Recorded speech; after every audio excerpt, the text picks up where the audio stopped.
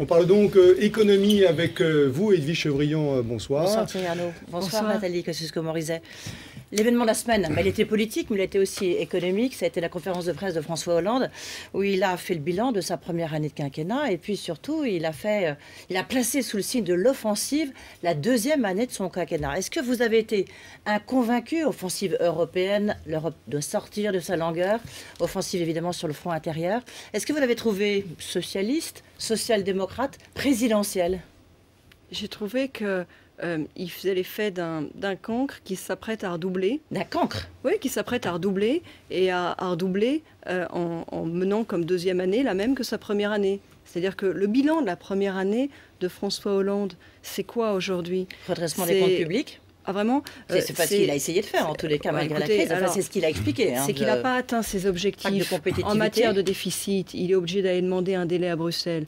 Il n'a pas atteint ses objectifs. Le déficit a reculé quand même. En matière, il n'a pas du tout autant qu'il était prévu et qui était nécessaire. Je vous rappelle que sur les déficits, je vous rappelle que sur les déficits, l'année précédente, on avait fait mieux que nos objectifs. Sur cette année-là, François Hollande fait moins bien que ses objectifs et il est obligé d'aller à Bruxelles. On est sur une courbe de réduction, ça tout le monde a été d'accord. Mais enfin, on faisait mieux que les objectifs, il fait moins bien. Et il est obligé d'aller demander un délai à Bruxelles. Sur la question du chômage, on a aujourd'hui plus de 30 000 chômeurs en plus par mois, une ville de taille moyenne. J'ai envie de reprendre les arguments sur la question de la croissance, crise. On est en dessous des objectifs, on est en récession. Donc moi je dis, ce bilan de la première année, quand on regarde, je parle de faits là, ces choses sont factuelles, il n'est pas au rendez-vous et il nous fait une conférence de presse pour dire je redouble et je vais faire pareil. Et puis il y a un problème de fond dans cette présidence qui est qu'on ne comprend pas où il est. On ne comprend pas de quoi François Hollande est le nom. On ne comprend pas ce que c'est que sa vision. Justement, est-ce qu'il faut croire? Est-ce qu'il est socialiste, social-démocrate? Est-ce que c'est la première fois qu'on entend un haut responsable dire l'économie de marché, la France doit se trouver un peu en confrontation, savoir se vendre sur les marchés? C'est la première fois que ça existe. Moi, je ne sais pas répondre à cette question. Est-ce que le vrai François Hollande, c'est celui de l'automne, quand il multiplie par 2 les plus-values de cession mobilière, faisant fuir à l'étranger les investisseurs, tout ce milieu du numérique, des startups du numérique sur lequel on compte, dont on a besoin. Lundi, j'étais à Londres, à la rencontre de Boris Johnson, à son invitation, le maire de Londres. Je suis allée à la Tech City. J'ai rencontré un certain nombre de startups là-bas, PME françaises. Certaines m'ont dit clairement, nous, on a choisi de s'installer là-bas, à l'automne, à l'occasion des pigeons. Donc, est-ce que le François Hollande, c'est celui-là, ou celui qui, au mois d'avril, fait une conférence de presse pour dire, finalement, je m'étais un peu trompé, donc je vais revenir en arrière, mais je vais le faire par dérogation. Bref, ce sera la même chose qu'avant. Mais entre-temps, on aura beaucoup perdu en images. Les investisseurs seront perdus ailleurs. Mais les pigeons sont contents. Je vous propose peut-être d'écouter. On va aller à Bruxelles, justement. Et qui ne reviendront pas. Nathalie Kosciusko-Morizet propose d'écouter un son de François Hollande lorsqu'il a été rencontré José Manuel Barroso à Bruxelles. On écoute ce qu'il dit, puis après, un commentaire. La croissance, elle reviendra de la capacité que nous aurons à être les meilleurs sur les marchés. Et la croissance créera l'emploi. Il parle comme Nicolas Sarkozy. La croissance viendra de notre capacité à être les meilleurs sur les marchés. On parle d'économie de marché. C'est comme sa conférence de presse. Sur 2h40, je suis sûre que vous pouvez trouver 2 minutes avec lesquelles on est tous d'accord. Franchement, là, quand il dit que la on aurait du mal à croissance trouver des minutes avec lesquelles vous ne seriez pas d'accord, a priori, sur les intentions en tout cas. Quand on dit que l'intention, c'est que la croissance revienne, oui, c'est sûr. Moi, je crois pas qu'il y ait beaucoup de Français qui ne soient pas d'accord avec ça. Et puis quand il dit qu'il va falloir inverser la courbe du chômage, on est tous d'accord. C'est pas en l'occurrence que la croissance revienne, c'est qu'elle reviennent par la conquête des marchés. Il vient de dire la conquête des marchés et davantage de souplesse. Ça, a priori, ça moi, vous je vous pose la question, quel est le bilan de cette année et qu'est-ce qui a été fait pour obtenir ça? Sur la compétitivité, on avait la TVA anti-délocalisation. Il l'avait beaucoup critiqué pendant toute la campagne présidentielle en disant il n'y a pas de problème de coût du travail. Après, au mois de juillet, volte-face. On dit que finalement, il y a un problème de coût du travail. On supprime quand même la TVA anti-délocalisation. Et puis, on met en place un système, le crédit impôt compétitivité, qui n'est pas entièrement financé, qui va plus ou moins dans le même sens, mais pas aussi bien, parce que c'est un crédit d'impôt et pas une baisse des charges. Donc, ce n'est pas anticipable de la même manière par les entreprises. Et entre-temps, il s'est installé beaucoup de coûts administratifs, parce que celui-là, il faut le calculer ex post. Bref, on va un peu dans la même direction, en beaucoup moins bien, en beaucoup moins efficace. C'est ça. Est-ce que vous trouvez, vous avez suivi, j'imagine, toute la polémique à Bercy. Alors, il y a évidemment le côté des personnes anecdotiques, mais c'est surtout la ligne économique qu'il faut conduire. D'abord, est-ce que vous trouvez qu'il y a trop de ministres à Bercy? Puis, s'il fallait en supprimer un, ça serait qui? Ça serait Pierre Moscovici ou ça serait Arnaud Montebourg? Quelle est la ligne qui vous paraît la plus adaptée aujourd'hui sur le front économique? Écoutez, on ne va pas jouer au tir au pigeon contre l'un ou contre l'autre. Le problème, il est collectif. Manifestement, enfin là, les Français en ce moment, ils ont la double peine. Il n'y a pas la bonne politique et il n'y a pas les bonnes personnes. Donc on a un concert de couac gouvernemental et puis la ligne politique. Vous avez fait partie d'un gouvernement à plusieurs fois. À Bercy, comme dans l'ensemble du gouvernement, n'est pas clair. Oui, mais moi, j'ai eu des conflits dont certains ont été publics et ils ont été tranchés. Oui, mais ils ont été tranchés. En l'occurrence, si vous faites référence au conflit des OGM, il a été tranché en ma faveur. Il y a eu un moratoire sur le Monsanto 810 et c'est ma proposition de grande réserve vis-à-vis des OGM qui a été retenue. Il y a un moment où, si vous voulez, c'est la responsabilité d'un président de la République ou d'un Premier ministre de trancher. On a l'impression que là, François Hollande, il n'est pas sorti de sa position de premier secrétaire du Parti Socialiste, l'homme de la synthèse. Il y a des courants à Bercy, c'est ce que vous dites, quelque part. Oui, un peu comme au PS. Et puis alors lui, voilà, donc on joue en fait de l'un ou de l'autre, et on espère que finalement chaque ministre peut-être va avoir son public. Mais attendez, on n'est pas au Parti Socialiste. On est dans un gouvernement de coalition socialo-socialiste. Sur le dossier Dailymotion, vous êtes déjà exprimé, mais malgré tout, est-ce que vous pensez que quand même, on n'a pas raison de tout faire pour essayer de sauvegarder les pépites françaises, essayer de trouver une solution qui ne soit pas la vente à 75 ou 85% de Dailymotion aux États-Unis? Sur le dossier Dailymotion, il y a un problème de méthode et un problème de fond. Sur le problème de méthode, affiché aussi fortement et aussi fièrement, parce qu'Arnaud Montebourg l'a affiché fièrement, à sa manière à lui, qu'en France, le gouvernement pouvait décider, s'interposer, et que finalement, les choix économiques et les choix d'investissement étaient des choix politiques. Vous savez bien, vous, Edwige Chevrillon, qui suivez les questions économiques, que quand on a ça à la une des pages investisseurs des journaux du monde, c'est pas franchement attractif pour faire venir les investisseurs. Les investisseurs se disent qu'on est quand même le dernier pays dans lequel les choix économiques sont des choix gouvernementaux.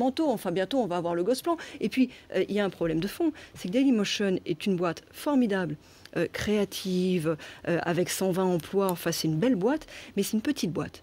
Petite au regard de la taille de YouTube, au regard de la taille de son concurrent chinois. Et Dailymotion a besoin, pour vivre, pour exprimer tout son potentiel, pour survivre aussi, tout simplement, de se développer, notamment de se développer aux États-Unis. Donc vous étiez favorable à la cession? N'offre aucune alternative. Mais si ce n'est qu'un développement, en l'occurrence, avec des moyens financiers français pour que l'entreprise reste française. Tiens, à propos du numérique, est-ce que vous avez peut-être lu le rapport de Pierre Lescure sur la Hadopi? Alors certains disent Hadopi est mort, votre Hadopi, entre guillemets, vive Hadopi en disant, ben voilà, il n'y a plus de sanctions, il n'y a plus de coupures d'Internet. Est-ce que vous trouvez que finalement c'est un bon compromis, le choix de Écoutez, moi j'étais ministre du numérique. Justement, j'étais ministre du numérique quand on a fait l'Hadopi. Je l'ai toujours dit à ce moment-là, je le dis encore, ce qui est pour moi le plus fort dans l'Hadopi, c'est la dimension pédagogique. Et j'avais dit à l'époque que les sanctions seraient très peu appliquées. Et c'est la réalité, si vous voulez. C'est-à-dire qu'il y a beaucoup de mails qui sont envoyés. Toute la polémique, d'ailleurs, autour de l'Hadopi a permis aussi d'expliquer, de partager le fait que, et puis en parallèle, on a réussi à développer, on avait lancé avec le Grand Emprunt un certain nombre de choses dans cette direction-là. On a réussi à développer des débuts de modèles alternatifs de téléchargement légal. Donc aujourd'hui, en fait, ce qu'ils font, c'est qu'ils reprennent le principe de l'Hadopi. C'est une demi-mesure ou c'est une... Écoutez, ils reprennent le principe de l'Hadopi et ils le placent au CSA. Moi, je trouve que c'est sensiblement la même chose. Comme le disait Thierry Arnaud à l'instant, est-ce que proposer de taxer justement ce qu'on appelle les GAFA, c'est-à-dire les Google, les Amazon et autres, Facebook, est-ce que c'est une bonne idée de les faire rentrer quand même dans le jeu en disant que on dépense, nous, Français, beaucoup d'argent, normal qu'on en récupère un tout petit peu, et taxer les smartphones? Moi, j'ai peur que ce soit un jeu de dupes, parce qu'en fait, ce que je comprends, c'est que le gouvernement veut supprimer la copie privée, donc qui était un moyen de financer, pour le remplacer par cette taxe. Et là où je dis que c'est un jeu de dupes, c'est que le budget du ministère de la Culture est en très forte baisse. Et ça va être une façon de gouvernementaliser, en quelque sorte, les sous du secteur. Autre point extrêmement important, c'est les gaz de schiste, quand même. Question, parce qu'on sait que c'est vous qui vous êtes opposé justement au gaz de schiste, et à la fracturation hydraulique, mais il faut faire attention à ce qu'on dit. Ça a déjà été fait jusque dans j'imagine, je ne suis pas la première. Mais en l'occurrence, là, il y a un sommet, il y a un Conseil européen à Bruxelles, justement, sur la politique énergétique en Europe. Est-ce que vous restez toujours hostile au gaz de schiste, au développement du gaz de schiste, lorsqu'on voit quand même, je vais te dire, l'incroyable ressort économique que c'est aux États-Unis, avec évidemment une contrepartie écologique forte? Ma position sur ce sujet aussi n'a pas changé. Le gaz de schiste, c'est du méthane, c'est le même gaz qu'on importe par bateau. Donc il n'y a pas à être pour ou contre le produit.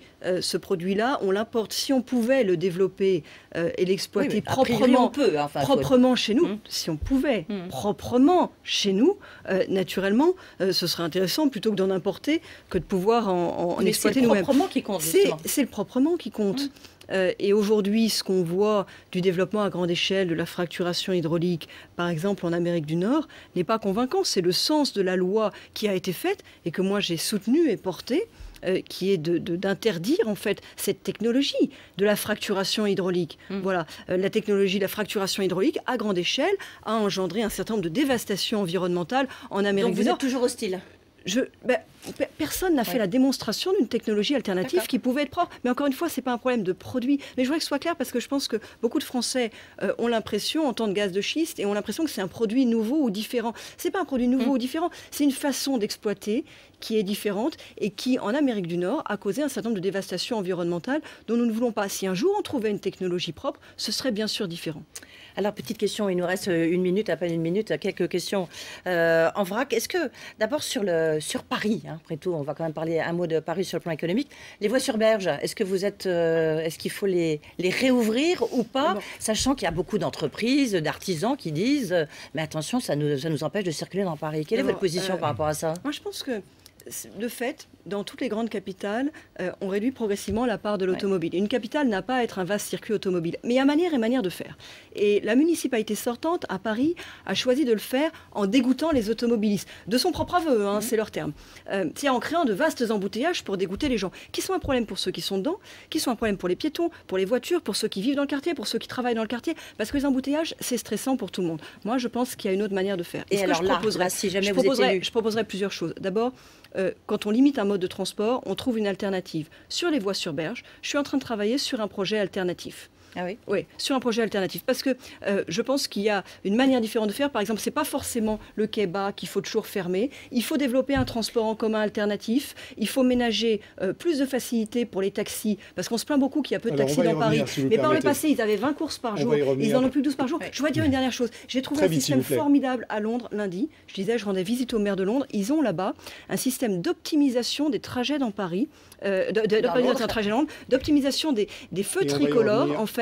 Ils ont des capteurs caméras, des capteurs sur les routes en fonction des feux de voiture. Ils modulent tous leurs feux tricolores. Nathalie Kosciusko-Morizet, dans un instant, la suite de BFM Politique, vous serez interrogée par Étienne Gernel du Point. Et de toutes ces questions parisiennes, vous pourrez longuement débattre avec Jean-Marie Le Guen, député socialiste et maire adjoint de Paris. À tout de suite.